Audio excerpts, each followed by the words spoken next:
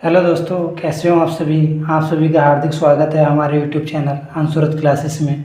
जैसे कि हम रोज़ाना ग्रुप डी वालों के लिए टॉप 6 क्वेश्चन की श्रृंखला को लेकर चल रहे हैं, उसी को आगे बढ़ाते हुए आज का हमारा पहला क्वेश्चन है root 126 minus root 35 minus root 92 plus root 64।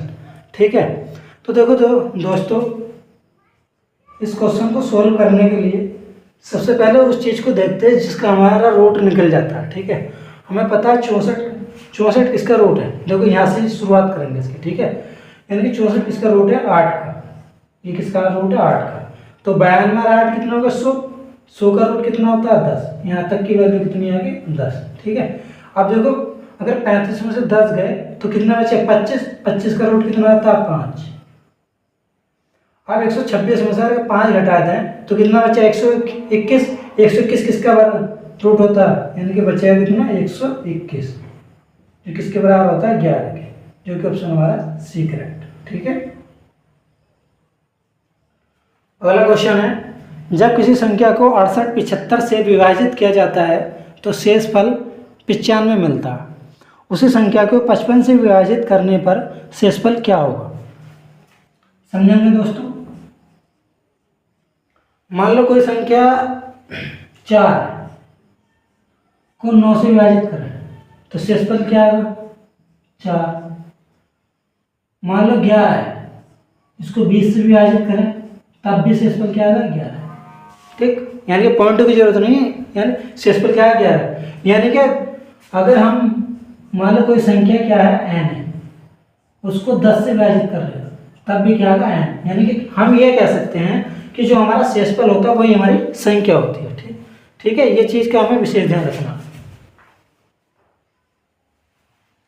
तो अब बस इसमें यही चीज ध्यान रखनी है कि यानी कि कोई संख्या इससे विभाजित कर रहे हैं जो शेषफल यानी कि 95 बचेगा 95। तो ऐसे तो होगा 68 75, इससे विभाजित करने पर शेषफल ये बचा होगा। तो यानी कि संख्या क्या होगी 95। तो संख्या n बराबर क्या होगी हमारी 95। अब हम 95 को ही 55 से विभाजित करें, जो शेषफल बचा है। ठीक है, उसी को 55 से विभाजित करने पर शेषफल क्या बचेगा। तो 55 से विभाजित करो तो 55 ही 55 एक बार जाएगा, शेषफल क्या बचेगा 95 से 55 गए कितना बचा 40, यानी कि शेषफल कितना आ गया 40। यही हमारा आंसर जो ऑप्शन हमारा डी करेक्ट है। ठीक है, आई होप समझ में आया होगा। इसी प्रकार अपना क्वेश्चन नंबर 3 है एक व्यापारी अपने माल के मूल्य को इस तरह अंकित करता है कि 40% छूट देने के बाद उसे 15% का लाभ प्राप्त होता है। उस वस्तु का अंकित मूल्य क्या है जिसका लागत मूल्य 22,200 है। सॉल्यूशन देखेंगे। जब छूट और लाभ हो तो यानी कि सीपी से एमपी का एमआरपी कह दो, एमआरपी का अनुपात है। ठीक है, यानी कि क्या होता है 100 minus D upon 100 plus P. ठीक है, अब देखो डिस्काउंट कितना है हमारा 40 का, प्रॉफिट कितना है 115 प्लस 100 प्लस 15, कितना हो गया 60 115। अब लागत मूल्य दे रखा हमने, यानी कि 60 की वैल्यू दे रखी। 60 की वैल्यू क्या है 22,200। 0 0 खत्म, 6 से काटेंगे इससे 6 × 18 4 बचे 42, 6 7 42 370 बार। तो इसका भी 370 गुना करना। अब देखो तरीका बताते हैं तुम्हें गुणा करने का, यानी कि इसको 370 को क्या लिखेंगे 300 प्लस 70 ये तो लिखेंगे। अब पहले 115 की 3 से गुणा कर लीजिए, 115 की 3 से गुणा करेंगे, 2 जीरो ऐसे बढ़ा लो। ठीक, 3 पंजे 15 का 5 ऐसे लगेगा, 3 का 3 1 4 3 का 3, ये इतना आ गया। अब 7 की गुणा कर लो। ठीक, ये अब यहाँ पर 115 में 7 की गुणा करें, 0 तो इसमें इंक्लूड हो जाएगा। ये 7 पंजे 35 ऐसे लगे 3, 7 3 7 3 10, यहाँ से लगा 1, 7 3 7 1 8, यानी कि इसमें जोड़ेंगे 800, 1 0 यहाँ 70 है ना, यानी कि 800 0 5 5 8 4 12 42 550, जो कि ऑप्शन हमारा ए करेक्ट, यानी कि इसका वैल्यू क्या आएगी 42 550 आंसर। ठीक है,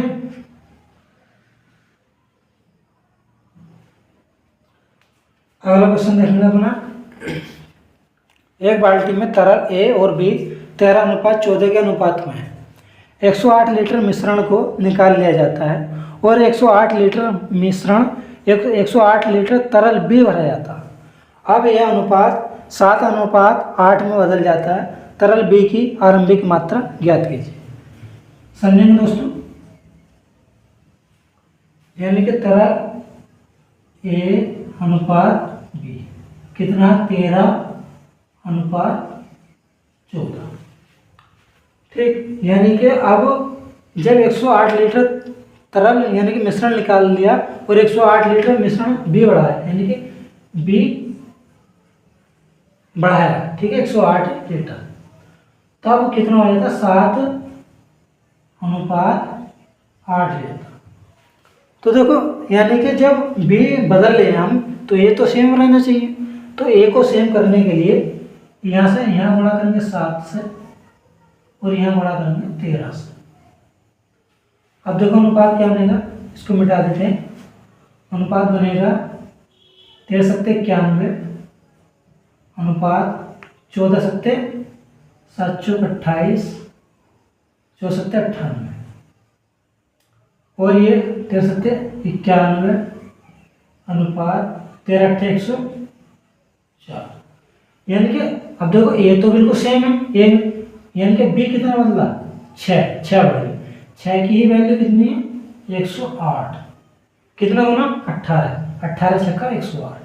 टोटल मिश्रण कितना होगा ये वाला 104 और 91 195, ये भी 18 ही गुना हो जाएगा। ठीक, ये तो आगे हमारा टोटल मिश्रण पूछा उसने। तरल बी की आरंभिक मात्रा यानी कि ये वाली वैल्यू 14 की वैल्यू पूछी, तो 195 गुणा 18 गुणा 14 आउट ऑफ कितना 14 और 13 27, इतने में से तो आगा।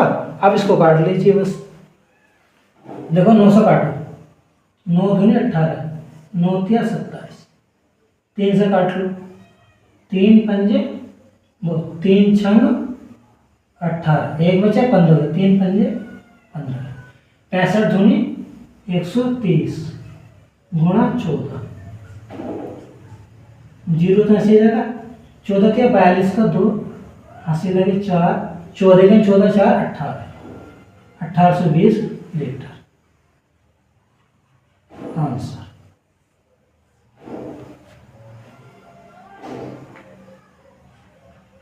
Litre answer. अब देखो सही है, जो कि ऑप्शन हमारा ए आ गया 1820। अब देखो इसका दूसरा तरीका भी क्या है, हम इसको इससे भी देखो, उसने पूछा तरल बी की आरंभिक, तो तरल बी की आरंभिक की मात्रा क्या है 14, तो हम 14 का मल्टीप्लिकेशन भी देख सकते हैं। इन ऑप्शनों को देखो, ऑप्शन से 14 का मल्टीप्लिकेशन 14 के 14 4 बजे 14 के 42, ये हो सकता है। इसको देखो 14 के 14 5, ये भी नहीं होगा, 14 के 14 3 32 भी नहीं करता, 14 के 14 12 ये भी नहीं करता, यानी कि ये कोई सा भी नहीं हो सकता। हम इससे भी देख सकते थे, यानी कि 14 के मल्टीप्लिकेशन से। ठीक है, आइए समझ में आया होगा। अगला क्वेश्चन देखेंगे अपना 5। अनुज ने 30,000 रुपये का निवेश करके एक व्यवसाय शुरू किया। 6 महीने बाद अजय 45,000 रुपये की पूंजी के साथ उसके साथ व्यवसाय में जुड़ा और 3 महीने बाद अंकित 60,000 रुपये की पूंजी के साथ उसके साथ जुड़ा। वर्ष के अंत में लाभ 18,000 रुपये है, तो लाभ में अनुज का हिस्सा ज्ञात कीजिए। यानी कि सोल्यूशन समझेंगे दोस्तों। उसने क्या रखा, Anuj A for Anuj, Ajay AJ, ठीक है, अनुपात अंकित, इसको AN मान लो। अब देखो 3 0 से ये सारे कटेंगे, अनुपात में लेंगे तो हम 3 0 खत्म। अब देखो अगर हम यहीं देख लो, अगर 15 से काट लें, 15 दूनी 30, 15 × 45, 15 × 4 60, तो अनुपात क्या बनेगा? 2:3:4। थोड़ा डिस्टेंस वो कर लेते हैं, 2:3:4, ठीक है। यानी कि अनुज ने 30,000 रुपये का निवेश करके व्यवसाय शुरू करा 6 महीने बाद अजय, तो ये तो पूरे 12 महीने के लिए ही जुड़ा होगा, ये 6 महीने के बाद जुड़ा, ये 3 महीने के बाद, ठीक, यानी कि 6 और 3 9 महीने तो पूरे हो गए। देखो यहाँ पर देखेंगे, ये तो पूरे 12 महीने तक, ये 6 महीने के बाद अंकित। अब यहाँ 3 महीने के बाद कौन जुड़ा? यानी कि 3 महीने के बाद जुड़ा अंकित, AN क्यों अजय, तो आगे 3 बचे, 3 महीने तो बचेगे वाले, तो 3 महीने के लिए तो जुड़ेगा ये चीज। अब देखो यहाँ पर देखेंगे, और कट रहा है तो काट लो, देखो 2 से कट रहा है, 3 बार, 2 से 2 बार, 3 से भी कट रहा, देखो 3 × 12, 3 खत्म, 3 खत्म, 2, यानी कि अनुपात क्या बना हमारा? 4:3:2।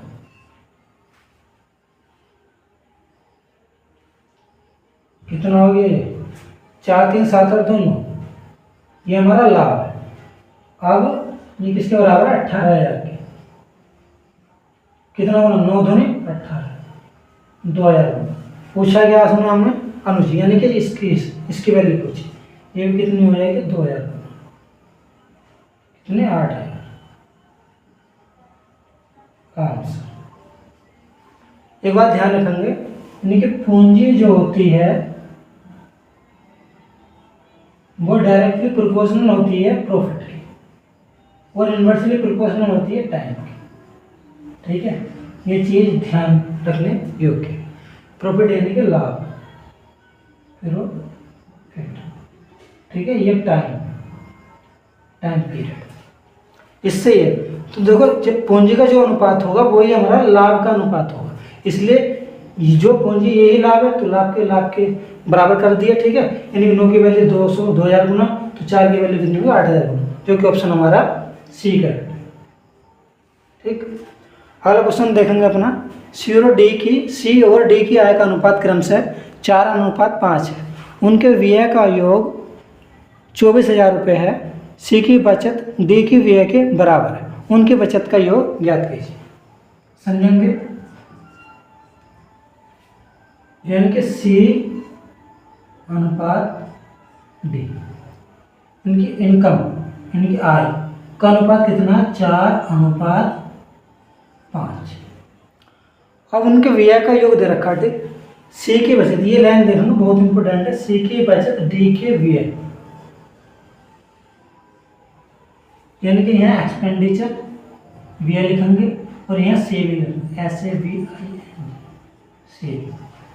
यानी कि उसने कहा जो डी का व्यय है, मान लो डी का व्यय 1, सी की बचत यानी सी की बचत 1, इसके बराबर, यानी कि जो सी की बचत है वो डी के व्यय के बराबर है। अब यहाँ पर समझेंगे ध्यान से, देखो जब 4 रुपये कमा रहा है, 1 रुपये बचा रहा है, तो खर्च कितना कर रहे होगा? 3। अब यहाँ देखेंगे, जब वो 5 रुपये कमा रहा है, 1 रुपये खर्च कर रहा है, तो कितने रुपये बचा रहे होगा? 4, ठीक है।